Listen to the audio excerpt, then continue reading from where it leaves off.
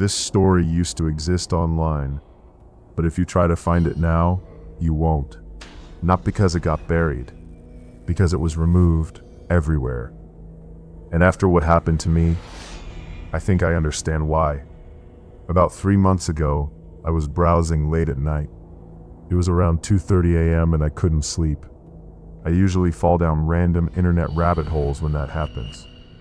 Old forums, archived posts, forgotten websites. That night I came across a thread on a small discussion site. It had a weird title, "The Post That Shouldn't Exist." Most of the replies were deleted, but one comment caught my attention. It said, "If you find the original story, don't read it alone." Of course, that made me want to find it even more. After about 20 minutes of digging through broken links and archived pages, I finally found it. A plain white page, no images, just text. The title read, "If you're reading this, don't stop." I remember hesitating for a second. Then I started reading. The story itself wasn't anything special at first. It was written like a journal. A guy describing how he started noticing someone watching him through his apartment window late at night. He said the figure never moved, just stood there, across the street, watching. At first I thought it was just another creepy story, the kind you forget about the next day. But then I noticed something odd, the timestamps.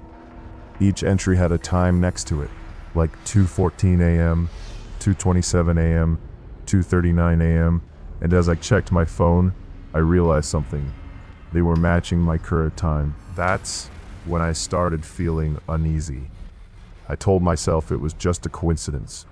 Maybe the story was designed that way, to feel real. So I kept reading. The guy in the story said the figure had started getting closer each night. Not walking, just appearing closer. Like one night it would be across the street. The next night it would be at the sidewalk. Then, right outside his building. And then, I stopped reading for a second, because I heard something. A faint sound outside my window. I live on the 3rd floor of an apartment building. There's no balcony, no fire escape, nothing. So hearing a sound that close to my window didn't make sense. It was a soft tapping, like someone lightly hitting the glass. I froze. Then I slowly turned my head toward the window. The curtains were slightly open, and I swear, for a split second, I got up and walked over, trying to act calm. When I pulled the curtain back, there was nothing there, just the empty street below. No one standing outside, no shadows, no movement. I even opened the window and looked down. Still nothing. That's when I laughed a little, trying to shake it off. "Okay, you're just creeping yourself out," I said out loud. I went back to my desk and kept reading. The next entry in the story read, 2:47 a.m. It's at my window now. My stomach dropped. I checked the time. 2:47 a.m. Exactly. At that point I felt a chill run through me. I looked back at my window again. Nothing.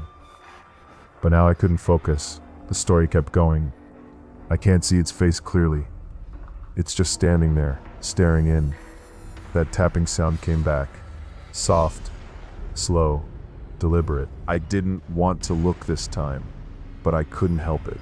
I turned my head, slowly, and there it was. A silhouette, right outside the glass, standing perfectly still. I couldn't see its face, just the outline of a person. My heart started pounding so hard I could hear it in my ears. I stood up, but my legs felt weak, and then it tapped again, 3 times.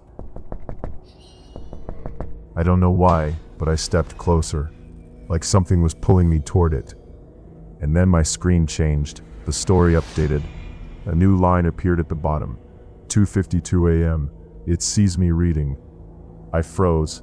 My hands were shaking. That line hadn't been there before. I was sure of it. Then another line appeared, right in front of me. "Don't look away." I tried to move, but I couldn't. It felt like if I looked away from the screen, something worse would happen. Then the tapping stopped. Completely. The silence was worse. Slowly, it was gone. The figure just disappeared. I rushed to the window, threw it open, and looked down. Nothing. No one. No sign that anyone had been there. I went back to my computer. The page was blank. The entire story gone, like it had never existed. I tried refreshing, checking archives, searching the title again. Nothing.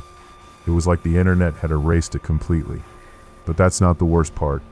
The next night, around the same time, I heard the tapping again, and when I checked my screen, there was a new page open. Just one line on it.